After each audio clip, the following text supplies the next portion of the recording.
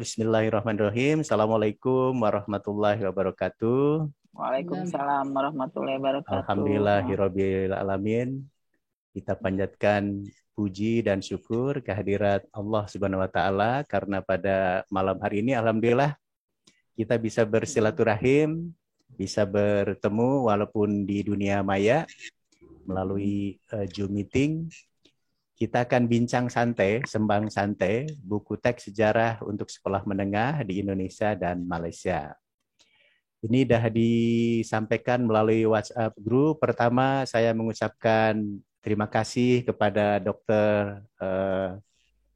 Rohani Abdul Ghani dan juga Ibu Dr. Linda Sunarti dari UI Jakarta, Ibu Rohani dari UUM Sintok Kedah.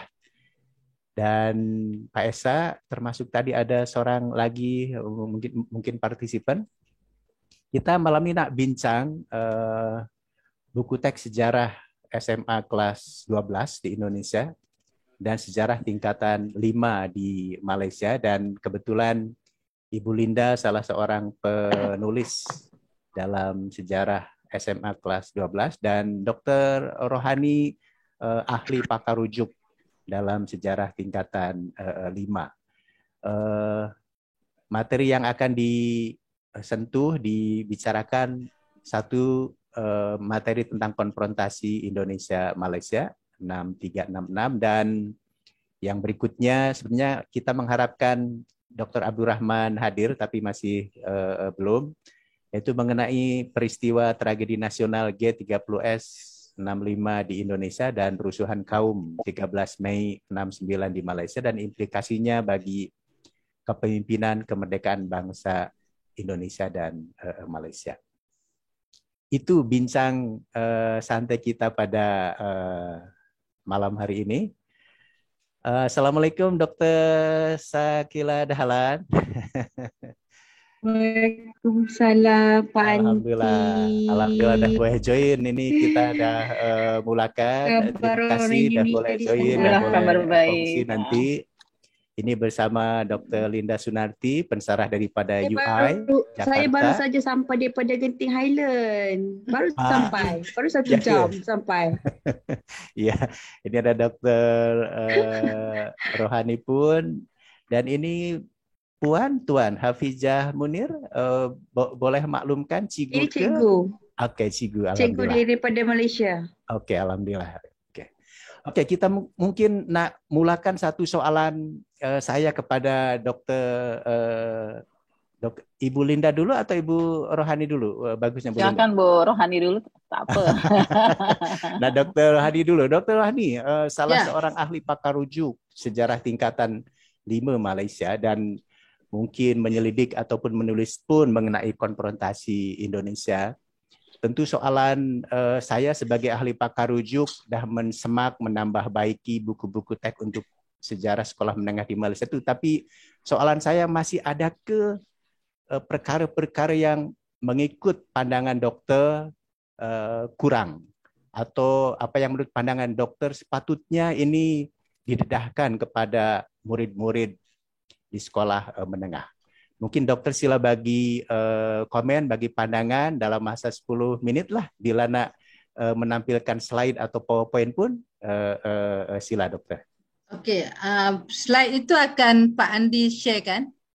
Okey, insyaAllah. Ini saya share sekarang. Okey, baiklah. Bismillahirrahmanirrahim. Assalamualaikum warahmatullahi wabarakatuh. Waalaikumsalam. Rabbi shrah li sadri wa yassir li amri wahlul 'uqdatam min lisani yafqahu qawli. Selamat malam semua ya. Saya sangat berbesar hati atas jemputan oleh Prof. Dr. Andi Swirta yang memang merupakan intelektual yang saya selalu rujuk ya, karya-karya beliau dalam jurnal-jurnal, artikel-artikel jurnal kerana di universiti saya sekarang iaitu di UUM telah ya memperkenalkan satu jurusan yang dikenali sebagai sejarah gunaan. Dan saya dapati tulisan-tulisan Dr. Andi banyak menjurus kepada applied history inilah. Jadi saya sangat berterima kasih pada idea-idea Dr. Andi. Dan Ibu Linda adalah teman alam maya saya, ya. Kami berkomunikasi melalui WhatsApp. Dr. Shakila saya ada pernah dengar nama tapi saya tak pernah jumpa lagi. Jadi dan juga hadirin-hadirin lain, ya, saya ucapkan selamat bertemu. Ya, dan hari ini adalah perkongsian, ya, perkongsian idea mengenai tajuk-tajuk yang diberikan, dan sebagaimana yang Dr. Andi nyatakan, kita sembang santai saja, ya, bincang-bincang saja. Tapi sebab saya pun sebenarnya baru lepas masak. Sebab anak-anak saya dari KL sampai hari ni dengan cucunya, dengan cucu-cucunya. Saya dah ada 4 cucu. Ya, saya dah ada 4 cucu. Ya, anak saya 5, 3 sudah berkahwin. Okey, baiklah. Itu ialah orang kata ice breaking lah, ya, ice breaking. Jadi konfrontasi Malaysia-Indonesia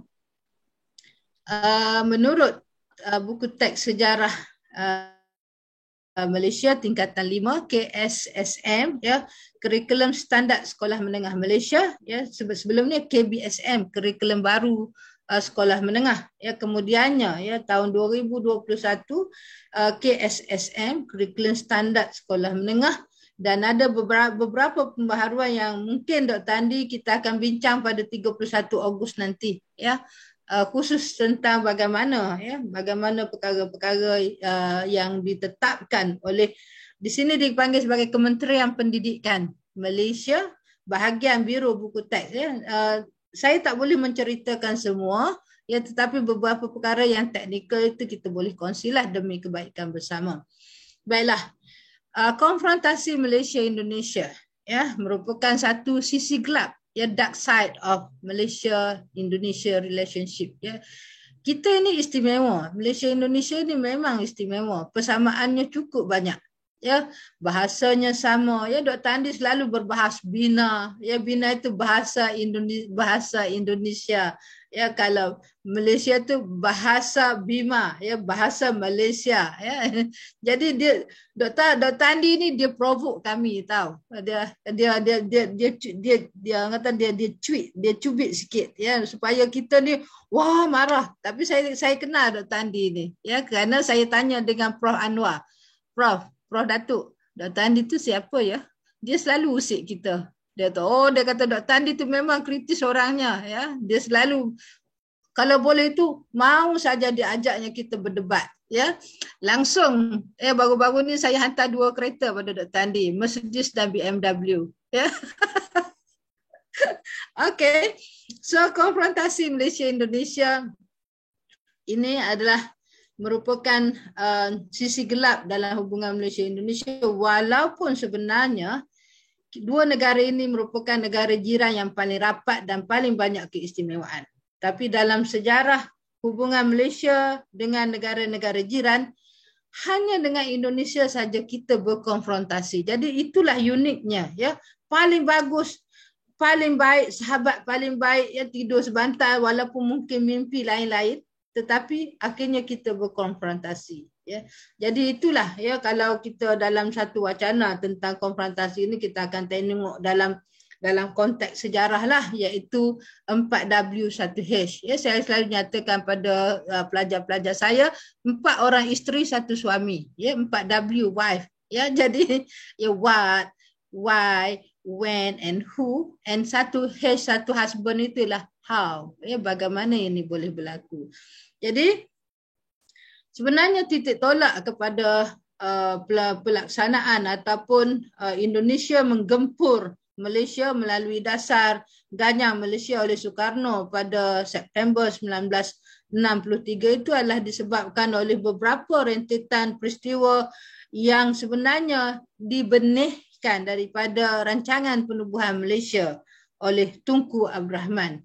Dan dalam sebelum meletusnya konfrontasi itu, kedua-dua negara ini saling tuduh-menuduh. Contohnya, ya, Soekarno menyatakan rancangan penubuhan Malaysia itu sebagai neokolonialisme yang akan mengepung Indonesia, ya. encircle Indonesia, and then Tengku pula menyatakan Indonesia memang berminat ke arah ke atas kewilayahan luar. Okey.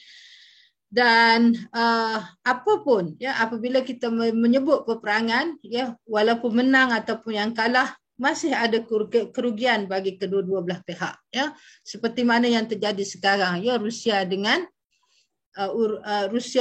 perang yang sedang berlaku di Rusia itu ya. Kesian ya, kita tengok ya, rakyat yang tidak bersalah. Walaupun Rusia besar dan saya lupa Pak Andi, Azerbaijan ya. Namun kita dapati bahawasanya tetap ada kerugian bagi kedua-dua belah pihak ya. Jadi namun demikian, alhamdulillah ya, konfrontasi hanya berlangsung dalam tempoh 3 tahun dan kemudiannya ditamatkan melalui perjanjian Bangkok pada 11 Ogos 1966, dan kedua-dua negara diwakili oleh Tun Adam Malik yang merupakan, kalau untuk pengetahuan Dr. Andi, Tun Adam Malik ini merupakan pemimpin Indonesia ataupun Indonesian figures yang memang disayangi oleh rakyat Malaysia. Ya, memang dia terkenal di sini ya pada era 70-an dan 80-an, dan manakala Malaysia diwakili oleh Tun Abdul Razak iaitu Timbalan Perdana Menteri Malaysia, dan penamatan konfrontasi ini membolehkan Malaysia dan Indonesia ya, kedua-dua negara itu menumpukan perhatian kepada pembangunan ekonomi negara dan merapatkan hubungan dua negara kembali kepada sentimen keserumpunan ya, keserumpunan. Dan kemudiannya Malaysia dan Indonesia juga antara merupakan negara yang paling kuat menaja penubuhan sebuah pertubuhan serantau iaitu ASEAN yang kemudiannya ditubuhkan pada tahun 1967, dan ASEAN ini kemudiannya mencorakkan satu bentuk geopolitik yang sangat penting bagi Asia Tenggara sehinggalah sekarang ya.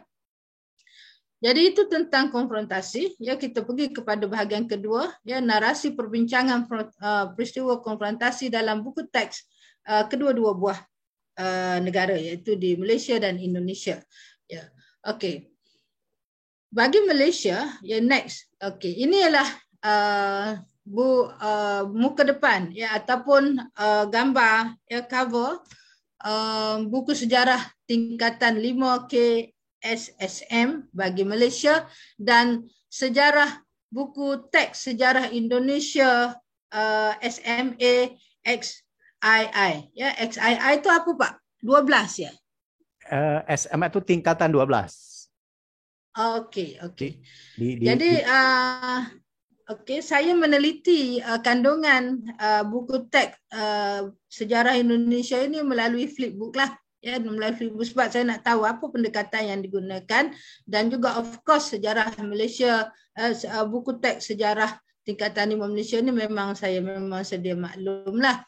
Okey, inilah kedua-duanya ya.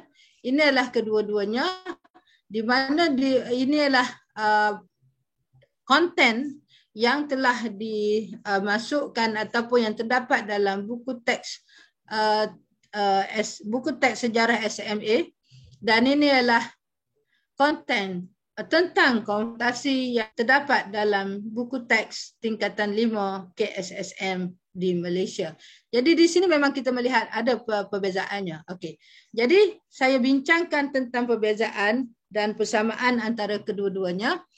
Okey, bagi teks buku teks sejarah KSSM tingkatan 5 di Malaysia, dia lebih menjurus kepada sebab musabab yang menyebabkan berlakunya konfrontasi itu disebabkan oleh rancangan penubuhan Malaysia oleh Tengku ya, rancangan penubuhan Malaysia oleh Tengku. Jadi sebenarnya ya, nanti kita akan bincang kemudiannya dalam bentuk ya penyampaiannya ya, perbincangan mengenai peristiwa konfrontasi ini adalah secara menyeluruh terhadap senario peristiwa yang berlaku ya, tidak begitu detail ya.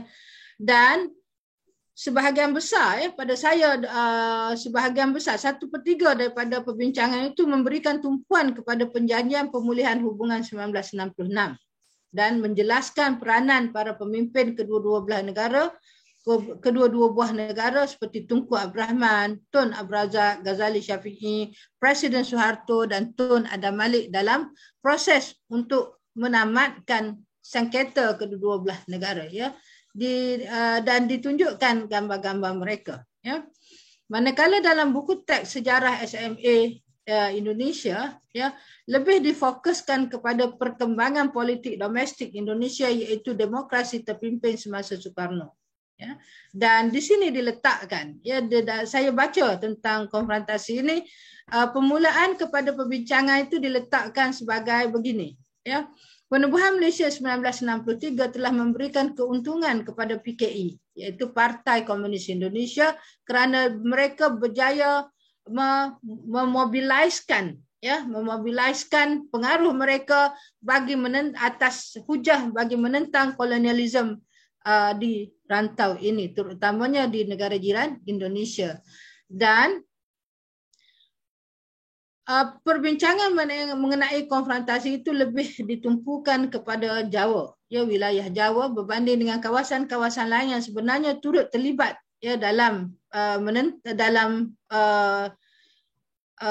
peristiwa konfrontasi ini, seperti Kalimantan Utara, ya, iaitu seperti di beberapa kawasan seperti Terang Bulan, dan sebahagian besar daripada perbincangan yang saya telitikan ditumpukan kepada proses referendum, ya, pungutan suara penduduk Sabah dan Sarawak, ya, Sabah dan Sarawak. Okey, seterusnya Pak. Okey, saya juga ada membaca sebahagian daripada tulisan saya rasa saya tak silap, ya, Andre Bagus Irsyanto daripada satu universiti, ya Pak. Pelajar saya, bekas pelajar saya. Oh ya, okey. Okey, saya rasa dia hasil tesisnya telah diterbitkan. Betul. Okey. Betul. Jadi mengikut Andre Bagus Irsyanto, ya, buku teks kurikulum baru sekolah menengah KSSM tingkatan 5 terdapat ringkasan dan rumusan yang sesuai dengan bidang, mungkin dalam konteks konfrontasi ini sendiri, dan memudahkan murid untuk mendapatkan bahan-bahan khusus yang telah disatukan, ya, yang telah disatukan mengikut kaedah yang telah yang telah digunakan dalam pengajaran dan pembelajaran terhadap mata pelajaran sejarah ataupun subjek sejarah untuk tingkatan 5, terutamanya tentang konfrontasi, dan menyediakan sumber maklumat yang seragam, ya. Manakala, ya, pada saya, ya, buku teks sejarah KSSM, ya, tingkatan 5 ini lebih bersifat interaktif sesuai dengan kaedah pembelajaran alaf abad ke-21 ataupun kita panggil sebagai PAK, Pak. PAK, pembelajaran abad ke-21. Ya, memang ada kaedah itu dalam buku teks sejarah dan juga seluruh buku teks di sekolah-sekolah di Malaysia sekarang, ya, kerana kita tak mahu pendekatan ataupun pendekatan buku-buku ini terlalu syarat dengan fakta. Tujuannya ialah untuk menarik minat pelajar, ya, kerana sejarah ini selalu dikatakan sebagai pelajaran ataupun subjek yang membosankan, ya, terlalu menghafal, ya, pelajar boleh separuh mati untuk menghafal semua fakta-fakta. Jadi kita olah semula tanpa meminggirkan fakta-fakta penting dan memberikan satu pendekatan baru yang lebih segar sesuai dengan generasi baru ini. Jadi dari segi konten dan konteks juga, ya, memberikan penjelasan mengenai peristiwa penubuhan Malaysia 1963, dan konfrontasi ini sebenarnya merupakan sebahagian daripada cabaran dalam proses pembinaan negara bangsa Malaysia. Ya, kita tidak dalam kalau bapa baca pun ataupun kalau Ibu Linda baca ataupun Puan Syakila baca tentang konfrontasi, tidak ada satu ayat pun kita menyalahkan mana-mana pihak. Ya, tidak. Cuma kita mengambil pengajaran daripada apa yang berlaku dan lagi pentingnya ya untuk kita memberikan satu nilai murni kepada pelajar itu, kita memaparkan proses perundingan penamatan konflik dalam konfrontasi. Ya, itu sangat penting kerana falsafah buku teks itu ialah menerapkan nilai murni, ya, nilai murni dalam kalangan pelajar, dan juga kita memang mengenepikan sebarang sentimen ataupun isu-isu yang sensitif. Ya. Banyak perkara yang cuba dijaga ataupun yang perlu dijaga, yang harus dijaga oleh buku teks negara kita ini. Ya. Okey. Dan sebagai penutupnya, Bapa dah mention pada saya, Dr. Hani, 10 minit sahaja. Ya, sebagai penutupnya ialah buku teks sejarah KSSM Malaysia, sebenarnya dia selaras ataupun selari dengan matlamat pendidikan di Malaysia, iaitu berteraskan kepada apa yang dipanggil sebagai JERI, J-E-R-I, iaitu jasmani, emosi, rohani dan intelek. Ya Pak, bukan intelektual Pak, intelek ya, saya minta maaf. Dan kita balik kepada fokus perbincangan saya hari ini, ya, perbincangan tentang konfrontasi dalam buku teks sejarah tingkatan 5 KSSM lebih bertujuan untuk memberikan naratif sejarah mengenai proses pembentukan negara bangsa. Ya. Agar melahirkan, dan objektifnya ialah untuk melahirkan rasa cinta terhadap tanah air dan penghargaan kepada jasa-jasa dan sumbangan kepada pemimpin-pemimpin yang pernah terlibat dalam menamatkan konflik Malaysia-Indonesia dan membentuk satu pemikiran kritis terhadap pelajar mengenai kaedah penyelesaian masalah terhadap setiap konflik yang berlaku. Ya, setiap konflik yang berlaku. Jadi itu saja dari saya. Kalau ada sebarang persoalan, kita akan bincang kemudian. Jadi salam dari seberang dan selamat malam. Terima kasih Pak. Alhamdulillah. Terima kasih dokter. Satu pendedahan, satu kupasan yang komprehensif dan memberikan satu wawasan baru. Memang inilah tak salah Kementerian Pendidikan menjadikan dokter sebagai ahli pakar rujuk untuk sejarah sekolah menengah ini. Oke, terima kasih dokter. Saya nak beralih ke Ibu Linda sebagai salah seorang penulis juga buku teks sejarah untuk sekolah menengah. Bu Linda, mungkin pertanyaan saya, Bu Linda, tentu penulisan buku teks itu sudah standar, sudah sesuai dengan kebijakan Kementerian Pendidikan dan Kebudayaan. Tapi bacaan saya selintas terhadap buku sejarah kelas 12, Bu Linda, khususnya konfrontasi Indonesia, itu sebab akibat dengan prosesnya dijelaskan, tapi akhir dari proses konfrontasi itu nampaknya kurang dijelaskan dalam buku kita. Adakah pertimbangan-pertimbangan atau hal-hal yang menurut Bu Linda memang hanya itu, atau sebenarnya ya kita semua tahu memang menulis buku teks sejarah untuk sekolah menengah terbatas oleh halaman. Saya lihat hanya 5 halaman juga. Jadi bagaimana mungkin dengan 5 halaman yang terbatas bisa menarasikan asal-usul, proses, dan akhir. Di Malaysia pun tidak banyak halamannya, tapi penuh dengan gambar. Saya lihat di penjelasnya Bu Linda nggak ada gambar satupun, narasi saja. Tapi mungkin Bu Linda punya pertimbangan atau punya saran-saran ke depan kalau memang buku teks itu mau revisi atau edit ulang pada edisi-edisi yang akan datang. Ini edisi yang saya baca yang 2015, Bu Linda, yang cetakan pertama. Itu berarti sudah 7 tahun yang lalu. Ya, silakan Bu Linda, barangkali mau disampaikan. Terima kasih banyak Pak Andi Suwirta. Saya mengucapkan terima kasih atas undangannya. Ya, saya juga mengucapkan salam hormat nih, salam sehat selalu semua juga untuk teman-teman dari Malaysia. Kemudian ada Pak Abdurrahman juga teman satu tim ya, sudah masuk nih ya, Bu Saki, Prof. Rohani, Bu Sakila, tadi Mas siapa nih saya lupa, yang satu Pak Guru ya, saya bilang Pak Guru. Jadi tadi pertanyaan terkait dengan penjelasan buku teks ya tadi, saya kebetulan memang tidak baca buku teks sejarah Malaysia ya, jadi saya tidak punya bayangan sama sekali. Ini Kang Andi, jadi sebenarnya buku teks ini kan kita tulis itu kalau tidak salah di tahun 2013 ya, untuk terkait dengan kurikulum 2013. Kalau kita hitung itu sudah 7 tahun ya, atau 8 tahun lebih ya.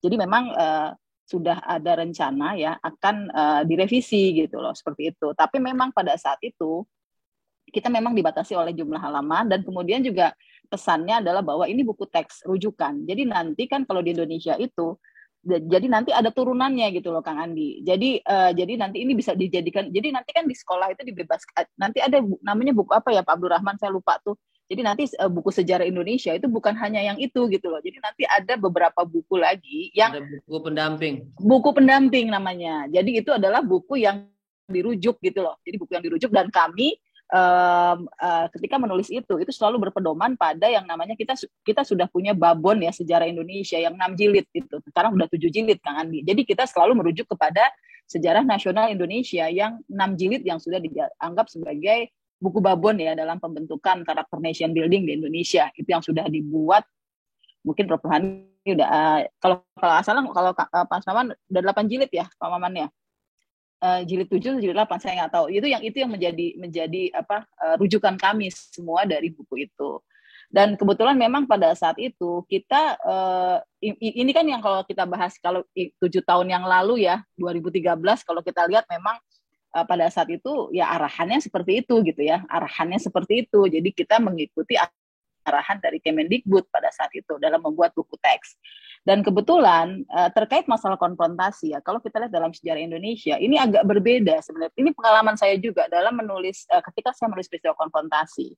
Jadi di sini saya juga melihat bahwa bagi orang Indonesia, bagi bangsa Indonesia, peristiwa konfrontasi itu peristiwa yang bagian kecil dari peristiwa sejarah-sejarah yang ada di Indonesia gitu ya. Jadi karena mungkin saking besarnya dan saking banyaknya peristiwa gitu ya, dan itu menjadi ya sekedarnya saja lah gitu loh diceritakan ada peristiwa itu. Ini dampaknya sebenarnya juga agak negatif juga sebenarnya. Gini, saya punya pengalaman. Kenapa dalam konteks arsip ya? Saya melihat bahwa bagi bangsa Indonesia misalnya konfrontasi dianggap sebagai satu peristiwa yang ya bagian kecil saja ya dari peristiwa besar sejarah Indonesia gitu ya, dibanding misalnya kalau kita bicara tentang KAA, bicara tentang deklarasi Juanda, itu kan narasinya jadi lebih besar gitu ya.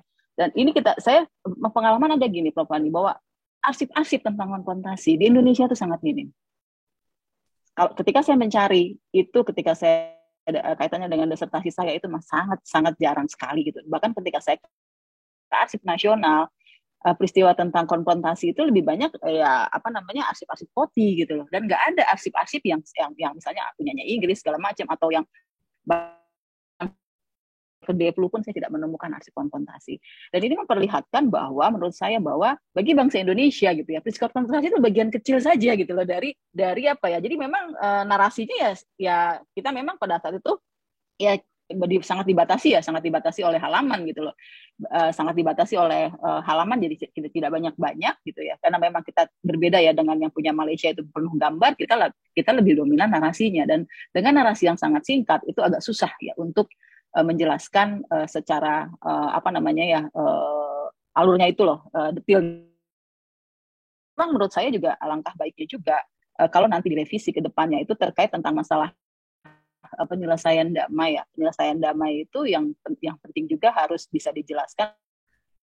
Ada satu hal penting dalam proses konfrontasi penyelesaian damai konfrontasi Indonesia Malaysia, bahwa berakhirnya konfrontasi itu justru selesai oleh kedua bangsa menyelesaikan secara ala orang Asia gitu loh. Cara orang Asia menyelesaikan persaudaraan gitu ya. Jadi bahkan ini nanti bisa keberhasilan Indonesia Malaysia menyelesaikan konfrontasi itu justru menjadi cikal bakal dari pembentukan ASEAN, bahkan lahirnya konsep ASEAN Way, bagaimana misalnya orang Asia Tenggara bisa menyelesaikan masalahnya itu lewat cara mereka sendiri gitu. Kalau saya ingin memperlihatkan juga misalnya Inggris, kemudian Jepang, Amerika Serikat ya, pihak-pihak asing sudah berusaha memediasi tapi nggak berhasil gitu. Justru berhasilnya adalah cara-cara yang dilakukan oleh orang Indonesia dan Malaysia secara langsung lewat cara orang Asia, dan itu yang sebenarnya harus ditampilkan menurut saya. Jadi kalau kita ingin membangun kewian gitu ya, we feeling ya, rasa saling menghormati, rasa saling menghargai di kedua bangsa, mungkin saya akan menambahkan, kalau saya diberikan kesempatan untuk merevisi itu, saya akan menambahkan hal itu gitu loh. Hal itu bahwa ada proses bagaimana kedua bangsa itu bisa menyelesaikan konfliknya yang bisa menjadikan pelajaran kita saat ini gitu. Seperti itu. Itu yang jadi memang dulu alasannya adalah memang kita keterbatasan ini, Kang Andi, keterbatasan halaman ya. Memang Pak Rahman saya nggak tahu itu rencana memang kita mau direvisi ya Pak Rahman ya, Mas Maman. Halo, Maman lagi nggak kedengeran, enggak ini. Ya, itu rencana memang itu aja Kang Andi ya. Jadi memang bagi kita berbeda misalnya kalau kita ngomongin tentang Irian Barat gitu loh, itu agak beda gitu ya. Jadi ada rasa apanya beda gitu ya. Jadi kalau ngomongin tentang Malaysia itu dan memang ini mungkin saya juga punya pengalaman Kang Andi ya. Jadi saya pernah ini mungkin nggak apa-apa ya Kang Andi ya, saya menambahkan dia tentang ada terutama untuk generasi yang generasi milenial ya. Sebelum ini saya pernah meriset secara tidak langsung ya, bikin pertanyaan ya kepada beberapa teman mahasiswa FISIP ya. Waktu itu mahasiswa FISIP, saya pernah, karena kebetulan saya pengajar sejarah Malaysia waktu itu. Saya menanyakan gini, menurut Anda kira-kira national threat bagi Indonesia yang paling berbahaya ancaman itu di tahun 2000 berapa ya, waktu lagi rame-ramenya tuh konflik. Maksudnya bukan konflik ya, rame-ramenya kita sering suka bermarah-marahan lah, roller coaster gitu kan. Nah, ya bagi mereka saya kaget mengatakan bahwa national threat bagi kita itu adalah Malaysia. Mereka begitu tidak sukanya gitu loh dengan Malaysia. Itu saya tanya ke mahasiswa FISIP gitu loh, itu mahasiswa bukan anak-anak biasa gitu loh. Dan kenapa kamu tidak suka? Oh, Malaysia suka gini. Jadi dulu pernah, pokoknya mereka memuja sekali yang Soekarno, dia bilang keras, dikit-dikit keras Malaysia gitu loh. Itu yang menurut saya nggak tahu ya, apa karena memang narasi yang diajarkan ya tentang Malaysia, tentang itu ya kita tidak begitu dalam gitu loh. Jadi pengetahuan tentang latar belakang kenapa kita berkonflik, kemudian pengetahuan tentang bagaimana kita bisa menyelesaikan itu menurut saya memang masih kurang gitu loh. Itu yang memang perlu diperdalam lagi, ditambahkan lagi seperti itu. Itu saja Kang Andi. Terima kasih Bu Linda, luar biasa. Memang saya sudah menduga karena keterbatasan halaman dan memang sebagai makluman dokter, peristiwa di dalam sejarah Indonesia kontemporer ini banyak sangat. Jadi memang tumpuan mengenai konfrontasi Indonesia kurang diambil berat, dan Bu Linda pun dah sadar bila ada nanti penambahbaikan, memang proses dan hujung daripada konfrontasi ini khasnya tadi, macam mana cara Asia, cara kita serumpun menyelesaikan satu perbalahan, itu adalah satu nilai-nilai murni yang sepatutnya boleh didedahkan kepada murid-murid kita di sekolah. Berikutnya mungkin nanti boleh dokter ataupun Bu Linda atau yang lain bagi komen, tapi saya nanti pindah ke Pak Abdurrahman dan Dokter Shakila Dahlan. Sebagai makluman bahwa konfrontasi Indonesia-Malaysia ini yang tak kita sedar, ianya menjadi tamat ekoran wujud satu rampasan kuasa di Indonesia, apa yang dipanggil dengan G30 September atau G30S PKI 1965. Dan satu perkara yang juga kurang didedahkan dalam sejarah kontemporer Malaysia bersabit konfrontasi, sesungguhnya konfrontasi tak setakat membabitkan Indonesia. Indonesia tamat konfrontasi sehingga 1966. Tapi yang belum selesai hingga sekarang itu sesungguhnya adalah konfrontasi dengan Filipina menyangkut klaim wilayah Sabah. Tapi dalam buku teks itu bila konfrontasi di Malaysia setakat mendedahkan 80%, 90% dengan Indonesia saja, manakala dengan Filipina nampaknya kurang. Padahal di Filipina pun tuntutan mengenai Sabah pun menjadi tamat, ekoran Presiden Diosdado Macapagal pun ditukar oleh presiden baru yaitu Ferdinand Marcos. Nah, saya nak bertukar kepada Pak Abdurrahman. Salam Pak Abdurrahman. Assalamualaikum. Waalaikumsalam. Maaf, Yamdi. Ya, Pak Abdurrahman, saya mungkin akan beralih tema mengenai peristiwa tragedi nasional di dalam buku teks sejarah kita yang saya sudah baca juga. Sangat bagus penjelasannya dari mulai G30S PKI 1965 yang dianggap sebagai satu pertentangan ideologi sampai dengan aksi-aksi Tritura, Super Semar, dan akhirnya dualisme kepemimpinan yang berujung pada jatuhnya Presiden Soekarno. Tapi soalan saya Pak Abdurrahman, dari buku teks itu penulis menyatakan mengenai G30 itu ada 6 teori bahkan mungkin lebih, nanti mungkin boleh ditambahkan oleh Pak Abdurrahman ya. Tapi dari 6 teori itu pendedahannya atau penjelasannya lebih banyak teori PKI sebagai dalangnya, PKI sebagai master mainnya. Pertanyaan saya selanjutnya juga nampaknya kurang menunjukkan kesinambungan ataupun sebab akibat yang jelas antara peristiwa G30S di satu sisi, surat perintah 11 Maret 66 di satu sisi, dan akhirnya yang Pak Abdurrahman katakan dalam buku teks dualisme kepemimpinan melalui sidang istimewa MPRS 67 dan 68. Nah, pertanyaan saya Pak Abdurrahman, kira-kira apakah tadi sama seperti ke Bu Linda, hanya ada keterbatasan halaman atau ada hal-hal yang lain juga kalau nanti buku teks ini akan diperbaiki, coba diberikan satu penjelasan yang mungkin menurut pandangan Pak Abdurrahman masih ada hal-hal yang perlu ditambahkan atau diperbaiki kalau nanti ada perbaikan.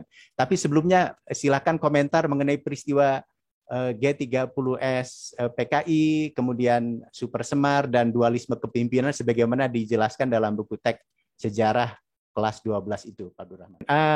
Ini Dr. Abdurrahman, pensarah daripada UI, Universiti Indonesia Jakarta. Mudah-mudahan Dokter. suaranya bagus. Alhamdulillah. Oke, bagus pun, jelas Pak Abdurrahman, silakan teruskan. Ya. Jadi kita memahami target dari kurikulum 2013 gitu ya. Kita mengenalkan terkait dengan satu pandangan umum terkait dengan peristiwa G30S. Maka ada beberapa teori yang muncul gitu ya.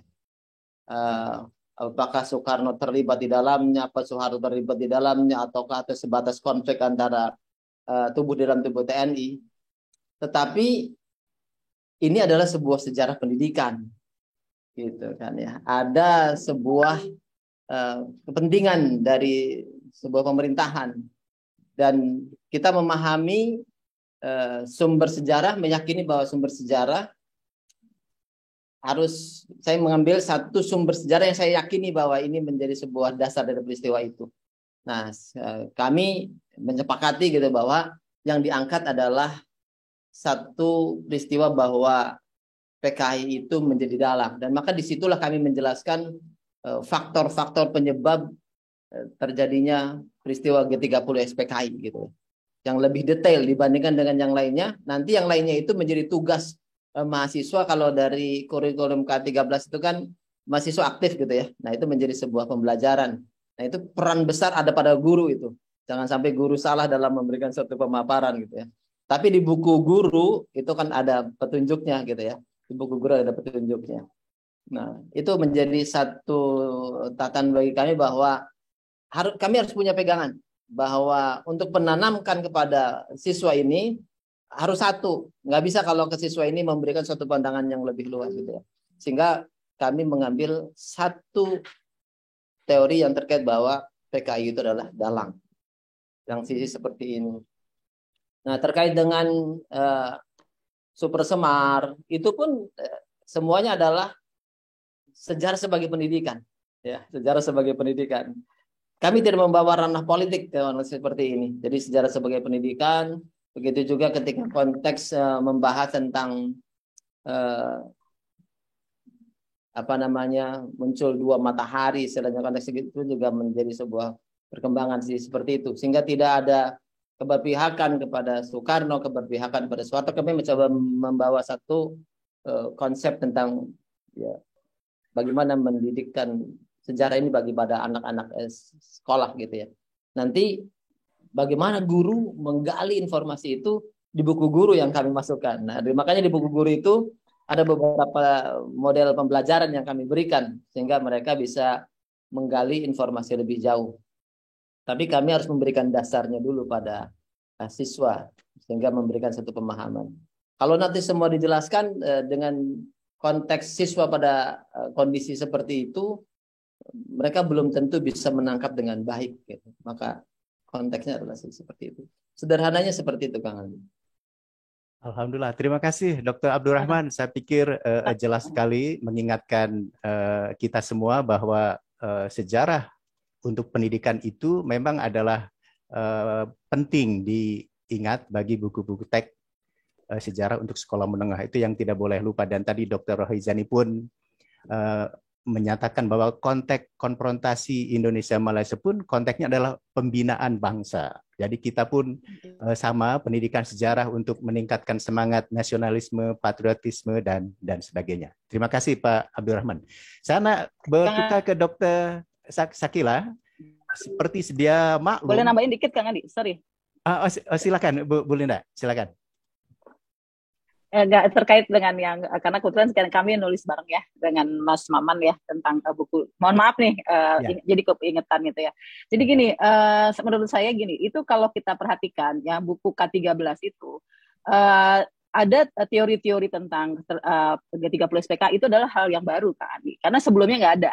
Ini terkait juga dengan munculnya reformasi kan di tahun era reformasi ya. Jadi sebelumnya itu kan kita narasinya itu narasi buku putihnya Orde Baru kan, yang ada di SNI itu. Jadi pokoknya yang namanya pengajaran sejarah itu adalah konteksnya karakter nation building. Namun dalam perkembangan selanjutnya, ketika globalisasi kemudian juga pemerintahan kita lebih demokratis, itu kan kemudian kita juga diharapkan jangan sampai nanti anak didik kita mendapatkan misalnya konten-konten atau teori-teori itu dari luar gitu. Lebih baik kita berikan ada nih teori-teori tentang ini, nanti silakan gali lagi lebih dalam gitu loh. Jadi kenapa? Tapi tetap akhirnya karena memang kita ini adalah buku pendidikan ya, buku konteksnya karakter nation building, kita harus merujuk pada apa yang menjadi buku putihnya pemerintah gitu loh, seperti itu.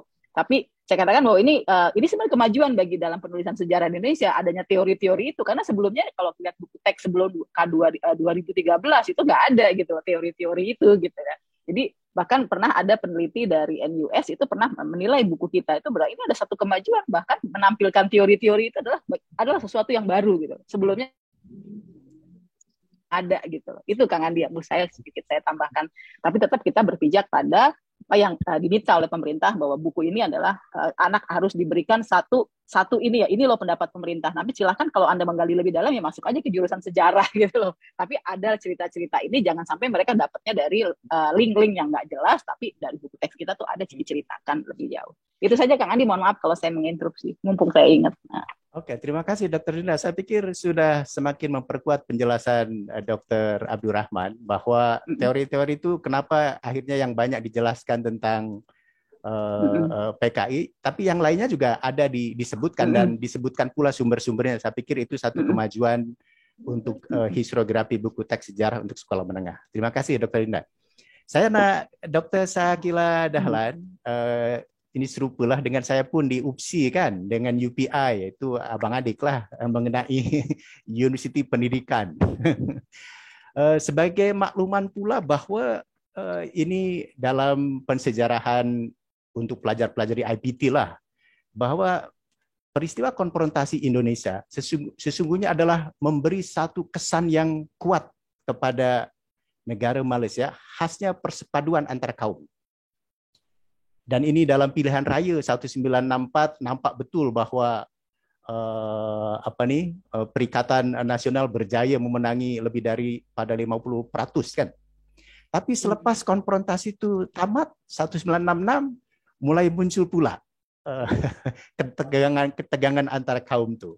Bahkan dalam pilihan raya 1969 akhirnya muncul satu pegaduhan yang kita panggil dengan rusuhan kaum 13 Mei 1969. Pak Andi. Ya, Dokter. Ada sedikit pembetulan, Parti Perikatan, bukan Parti Perikatan Nasional. Masa itu belum ada nasional.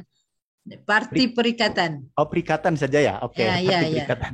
Saya kerap tertukar dengan Barisan Nasional selepas 79. Oke, Parti Perikatan.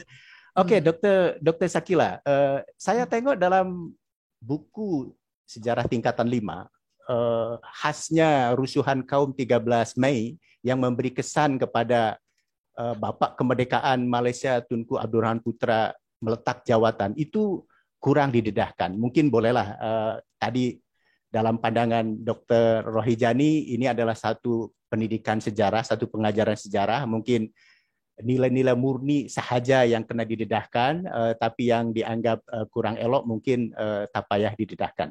Tapi maksud saya memang dalam buku tingkatan 5 itu ada pun didedahkan mengenai menangani ketegangan antar kaum. Jadi soalan saya pada dokter mungkin selaku pensarah yang ataupun mungkin pernah pun jadi cigu atau nanti saya tanya ke cigunya, macam mana pandangan pensarah ataupun nanti cigu bersabit dengan kami panggil di sini satu tragedi nasional G30S PKI 65 yang berujung pun, yang memberi kesan pun kepada meletak jawatan Presiden Soekarno sebagai Bapak Kemerdekaan Bangsa dengan dibandingkan rusuhan kaum 1969 yang memberi kesan pun kepada Tunku Abdurrahman Putra untuk meletak jawatan. Dalam pandangan katakanlah cigu-cigu ataupun pensarah di IPT bila mendedahkan atau menyentuh menganalisis perkara ini, apa pandangan dokter? Sila dokter. Okey, terima kasih Pak Andi. Saya sebenarnya masa dapat mesej Pak Andi tu masih lagi ada kursus di Genting. Jadi saya ingat malam ni adalah santai saja untuk discussion sebab katanya 31 Ogos kan. Saya nampak hari ni macam satu discussion yang serius. Dah boleh jadi satu program kan. So tak apalah. Jadi saya bagi satu sikit pandangan lah, tapi sebab dalam kalau katalah pakar dari segi kandungan itu adalah saya bukan pakar untuk betul-betul kandungan untuk sejarah sebab bidang saya adalah pengajaran sejarah more kepada pendidikan kan. Jadi tapi apa yang saya boleh kongsikan di sini memang apa yang Pak Andi cakapkan itu memang betul lah. Pada 13 Mei itu adalah boleh sejarah hitam kita yang kalau boleh kita di Malaysia ini adalah orang kata ya cuba untuk menyembuh luka macam itulah kan, menyembuh luka kerana Malaysia ni unik Pak Andi. Sebab kalau ikutkan model di Malaysia ini adalah model di bising. Kita panggil bising. Sebab apa kita panggil konsep di bising adalah kerana setiap kaum sama ada sebab kita telah menerima konsep penjajahan itu daripada British. Dan konsep yang kita amalkan itu adalah itu konsep kita panggil demokrasi. Maksudnya sama either dia Melayu, Cina ataupun India, masing-masing boleh mengutarakan dia punya pandangan dia, kita tak ada sekatan. Jadi bila setiap kaum itu diberikan hak untuk menunjukkan kepelbagaian dia, dia punya keistimewaan dia, itulah Malaysia. Kita tidak menutup apa yang istimewanya pada orang Cina dengan bahasanya indahnya, dengan budayanya, dengan makanannya, juga menerima daripada masyarakat India, daripada budaya, makanan, gaya hidup dan sebagainya. Dan sampai kalau di Malaysia ni kita panggil satu dah proses, orang kata kalau Dr. Canai tu kan, Dr. Rohani kan, kalau Pak Andi tu kan, semua kaum dah boleh makan. Itu uniknya Malaysia yang menyebabkan negara lain pun kadang-kadang pelik macam mana Malaysia boleh duduk dengan pelbagai kaum ini tetapi dengan suasananya harmoni dan orang kata satu lagi pemerintah itu mendengar setiap kaum. That's why kalau Pak Andi perasan di Malaysia ini kita panggil dia agak bising. Setiap kaum ni itu dia ada pandangannya untuk mempertahankan sistem pendidikan masing-masing. Dan kalau di Indonesia menggunakan bahasa Indonesia, tapi di Malaysia masih lagi menggunakan adik kita masih lagi di peringkat sekolah rendah, kita masih menggunakan sekolah jenis kebahasaan Cina. Kita masih kekalkan. Either pelajar-pelajar Melayu kita pun ada belajar di sekolah Cina. Kan? Dan kita masih kekalkan lagi sekolah Tamil. Dan sekolah kebangsaan. Jadi keunikan itu sebenarnya di Malaysia itu adalah satu yang unik yang menyebabkan ramai yang sebenarnya cari apa sebenarnya model yang Malaysia gunakan. Yang menyebabkan sebenarnya itu sebenarnya acuan kita. Memang di Malaysia ini kalau perasaan kita nampak macam agak bising kerana setiap kaum itu nak mempertahankan dia punya kata kepentingan masing-masing segi budayanya kan, dari segi bahasanya, dari segi orang kata kaumnya di Malaysia, tetapi itu cara kita. Itu cara Malaysia, dan harmoni itu adalah kita kekal sampai sekarang. Tetapi kalau kita balik kepada isu yang Pak Andi utarakan sebentar tadi berkaitan dengan 13 Mei, ya itu adalah proses. Dalam satu keluarga, dalam satu rumah, ada juga orang kata lidah lagi tergigit kan. Lagi kan suami isteri ini kan melibatkan kaum. Kerana kita di Malaysia masa itu tanah Melayu, apabila kita nak menuntut kemerdekaan, salah satu syarat yang ditetapkan adalah tidak berlaku ada keharmonian. Jadi bila nak membentuk keharmonian tu Pak Andi, jadi of course lah akan tergigit sikit. Bila tergigit itu mungkin ada pihak-pihak yang orang kata melatah. Kalau kita di Malaysia ni melatah kan. So bila melatah, of course tercuit sikit. Jadi daripada situ Malaysia tumbuhkan satu model. That's why kita ada sekolah muhibah, kita ada pelbagai terutamanya macam rukun negara, bagaimana kita nak membentuk balik masyarakat Malaysia. Kerana di Malaysia tidak mungkin kita akan menghilangkan atau memelayukan Cina. Kita tak mungkin akan memelayukan India. Tetapi pasal kita menggunakan proses muhibah. Jadi proses muhibah itu nampaknya berkesan, terutamanya apabila adanya perkahwinan campur di Malaysia kan. Even Cina, Melayu ataupun India ada yang menggunakan pakaian, perayaannya dikongsikan bersama. Tidak juga ada juga sampai melibatkan perkahwinan campur di Malaysia.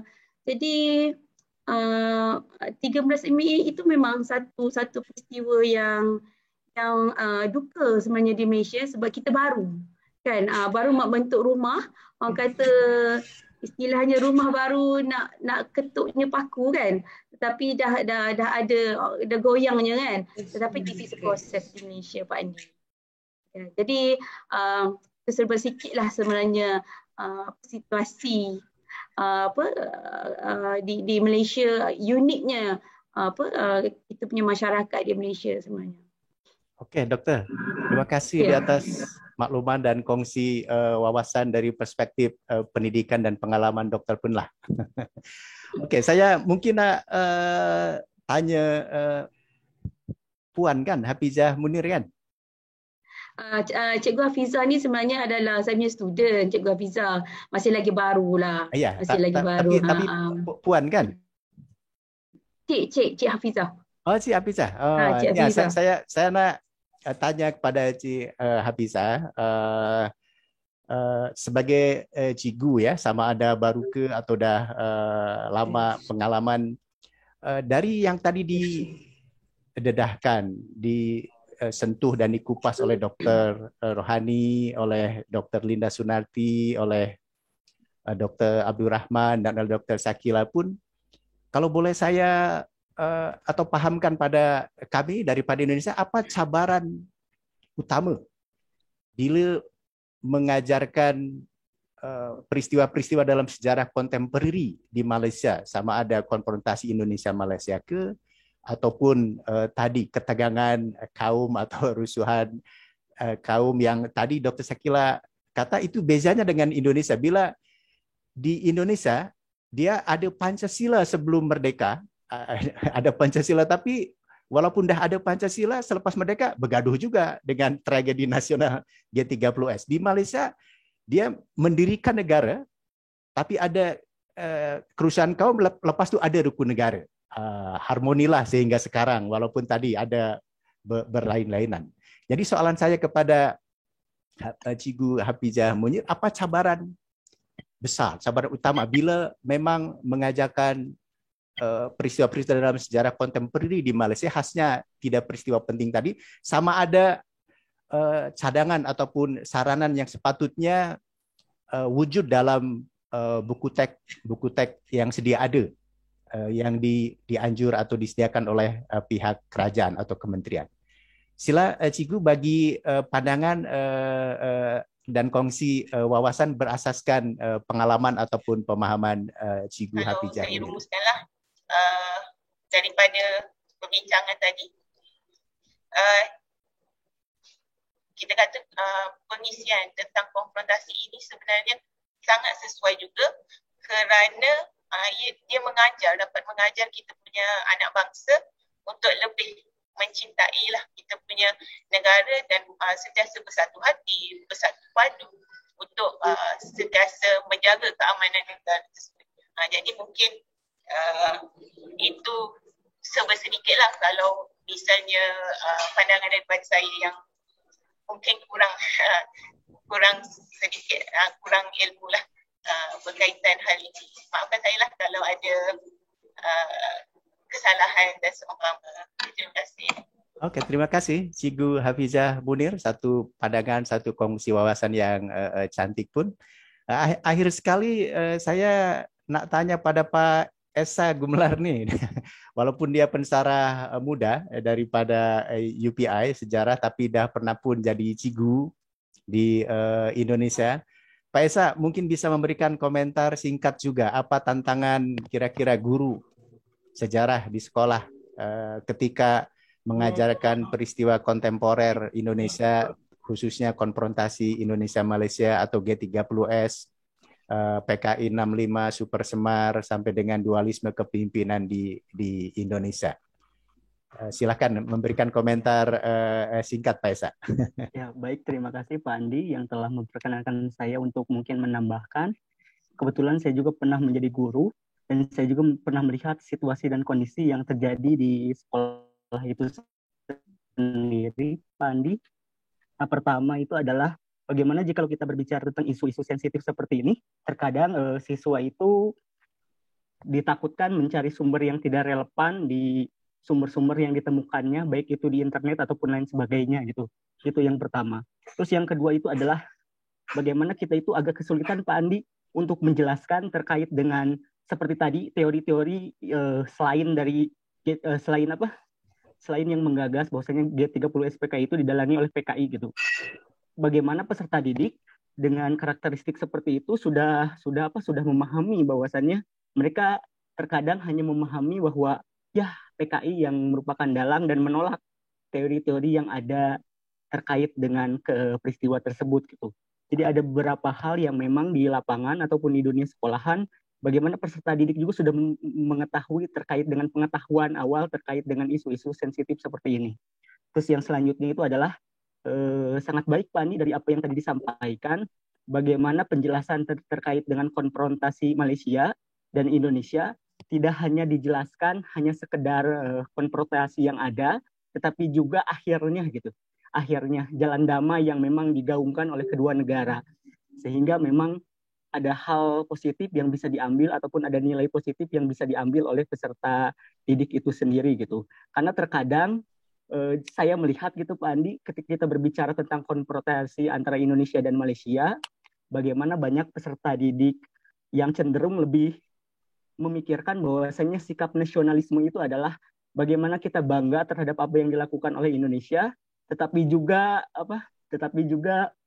terkadang terkesan gitu antipati terhadap apa yang dilakukan oleh Malaysia dan saya pikir jikalau sisi damai itu dimunculkan di dalam buku teks, maka itu akan menjadi sebuah nilai positif bagi kita juga gitu.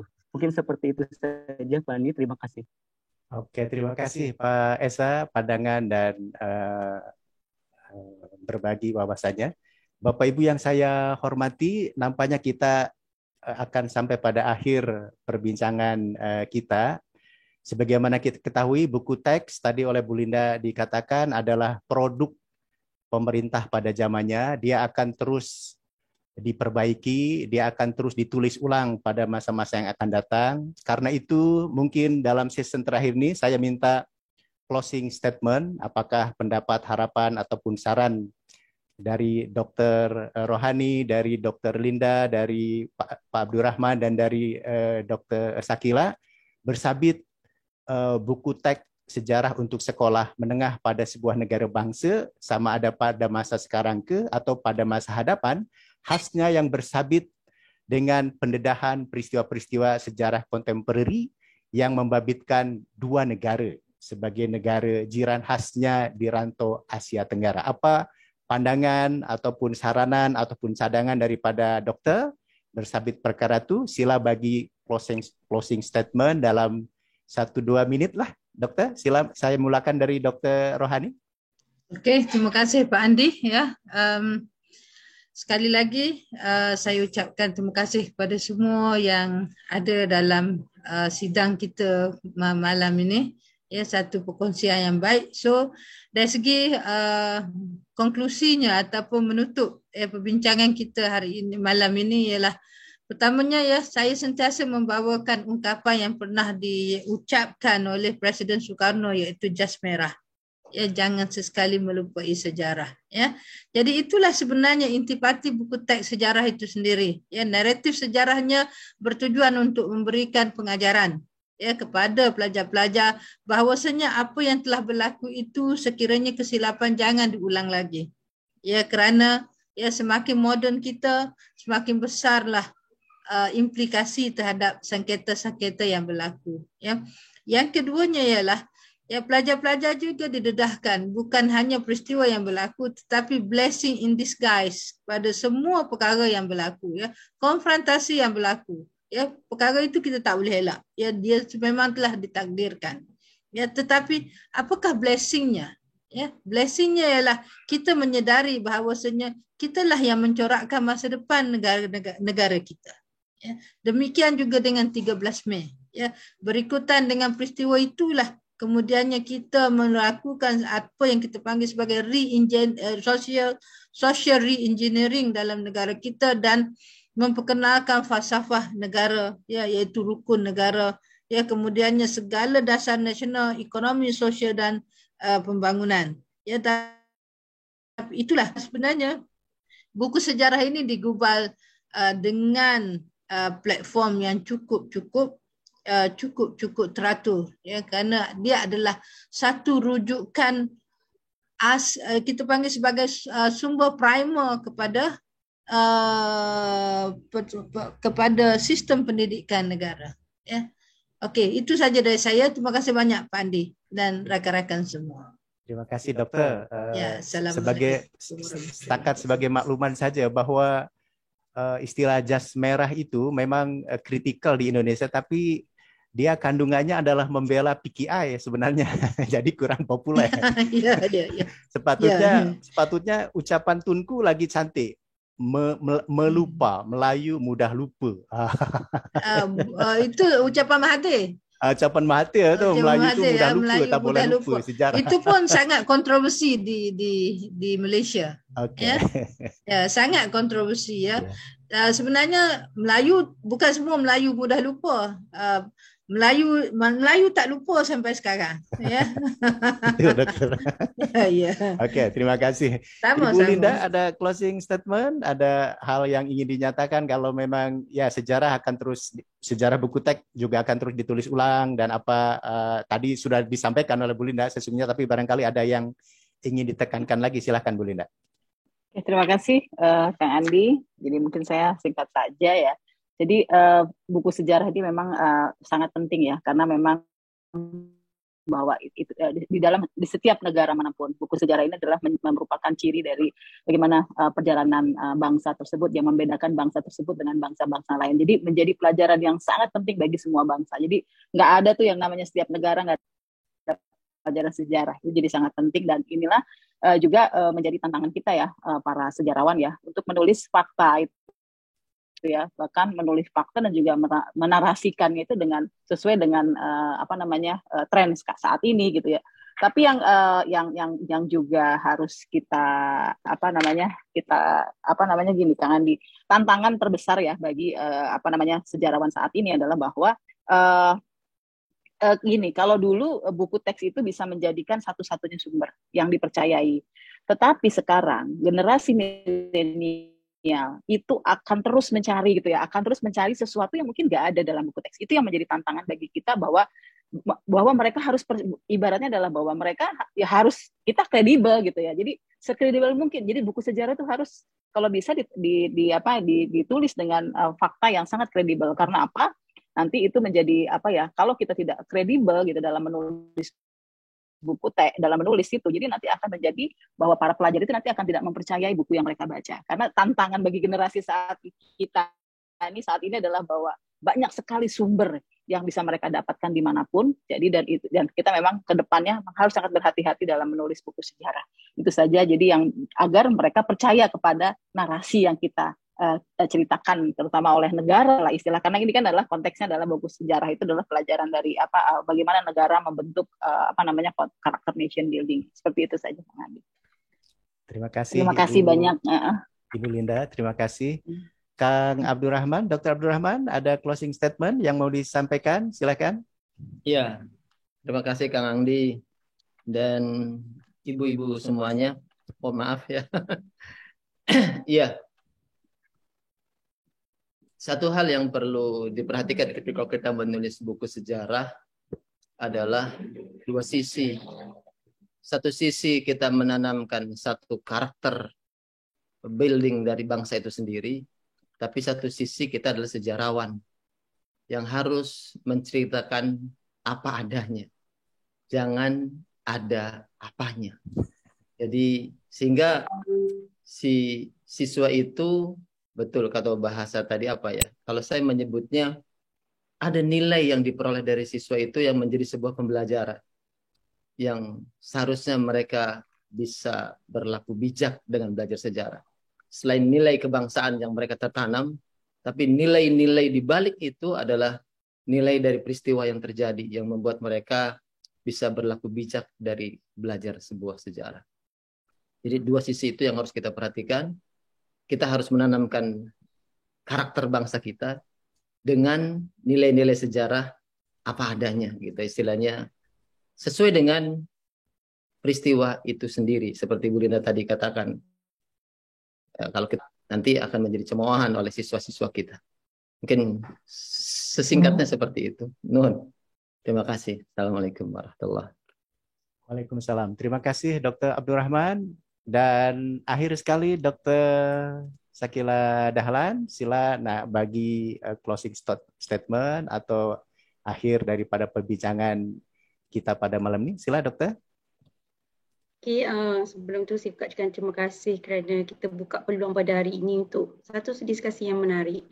Jadi apa yang saya boleh ambil masa yang sedikit ini adalah saya lihat kepada 3 perkara, iaitu pengetahuan ataupun fakta sejarah itu akan tidak boleh diubah. Cuma mungkin dari segi penemuan ataupun kajian-kajian yang akan datang ni akan membuka lebih lagi penjelasan ataupun penerangan mengenai fakta sejarah. Dan yang kedua adalah kita lihat bagaimana fakta sejarah itu digunakan oleh guru-guru kita untuk menjadi kemahiran. Mereka menyampaikan bukan untuk mewujudkan satu sentimen kebencian ataupun menimbulkan, tetapi adalah menggunakan fakta tersebut, sejarah tersebut sebagai nilai untuk kita jadikan satu pedoman dan supaya benda itu boleh jadikan satu rujukan bagaimana kita menyelesaikan masalah tersebut dengan hemahnya, dengan baiknya, menggunakan sejarah tersebut. Jadi conclusion saya adalah pertama, bagaimana pengetahuan itu. Yang kedua, bagaimana kemahiran digunakan oleh guru untuk menyampaikan fakta yang sebenarnya itu. Yang ketiga, bagaimana kita menggunakan peristiwa sejarah itu menjadi nilai yang bermakna kepada pembentukan masyarakat kita. Terima kasih. Alhamdulillah. Terima kasih Dokter di atas pandangan dan kongsi wawasan.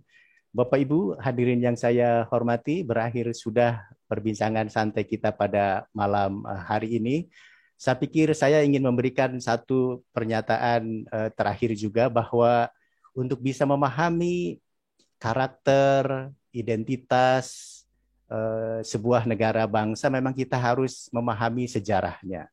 Alhamdulillah kita supaya bisa memahami juga karakter identitas negara jiran kita, sama ada kita ingin memahami negara Malaysia, warga Malaysia ingin memahami sejarah Indonesia, bangsa Indonesia, memang kena dipahamkan sejarahnya.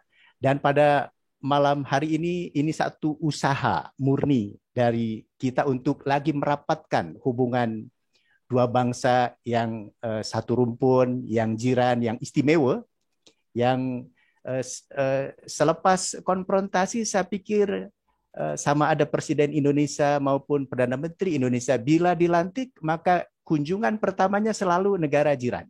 Sama ada Indonesia ke Malaysia ataupun Malaysia ke Indonesia. Itu satu bukti kukuh bahwa kita memiliki hubungan yang istimewa, yang rapat, dan kita boleh lagi merapatkan hubungan itu bila kita paham sejarah masing-masing dengan nanti berpunca pada saling menghormati, saling menghargai, kita punya identiti, kita punya karakter, kita punya kepelbagaian dan sebagainya. Saya pikir ini adalah satu sesi perbincangan bukan yang terakhir. Mungkin kita nak terus kongsi wawasan macam ini pada masa hadapan, mungkin dengan tema, dengan tajuk yang berbeza. Seperti sebagai makluman dah maklumkan tadi, nanti pada tarikh 31 hari bulan Ogos nak dianjur satu bengkel. Ini antara Cigu Sejarah Indonesia dan Cigu Sejarah daripada Malaysia bersabit satu tema yang serupa, sejarah konfrontasi Indonesia Malaysia, bagaimana Cigu Indonesia, Cigu Malaysia paham dengan peristiwa ini dan apa hikmah tadi, apa ibroh yang boleh kita ambil dari peristiwa masa lalu yang kelam itu. Kita bertuah sebenarnya karena sejarah kita ditulis dalam bahasa yang serupa, sama ada bahasa Indonesia ke atau bahasa Melayu. Jadi peluang untuk memberikan satu kepahaman dan saling menghargai itu lagi besar. Sebab kita paham bahasa kita serupa lah, beza-beza sikit lah, tapi serupa amnya.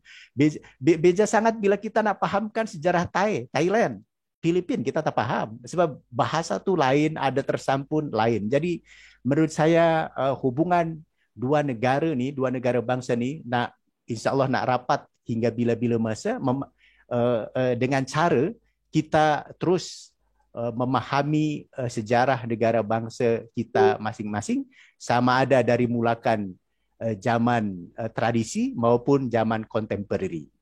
Itu saja perbincangan kita pada malam hari ini. Jom kita akhiri dengan bersama-sama melafazkan hamdalah. Alhamdulillahirabbil alamin. Terima kasih Dr. Rohani, Dr. Linda Sunarti, Dr. Abdul Rahman, Dr. Sakila, Cigu Hafizah Munir. Harap-harap tak setakat boleh kongsi dalam pembincangan, sila boleh diteruskan dalam kongsi penyelidikan, kongsi penerbitan. Saya dengan Upsi Tanjung Malim nih macam abang adik, kenal lagi rapat hubungan. Dr. Linda dengan UUM di Sintok, itu kajian sejarah lah, sila diteruskan supaya kongsi tak setakat dalam pembincangan, dalam penyelidikan, dalam penulisan bersama, dalam menganjur seminar bersama dan seterusnya. Itu saja, terima kasih. InsyaAllah terima kasih banyak Kak Andi. Terima kasih Prof. Assalamualaikum warahmatullahi wabarakatuh. Assalamualaikum. Izin live ya. Oke, boleh live. Oke.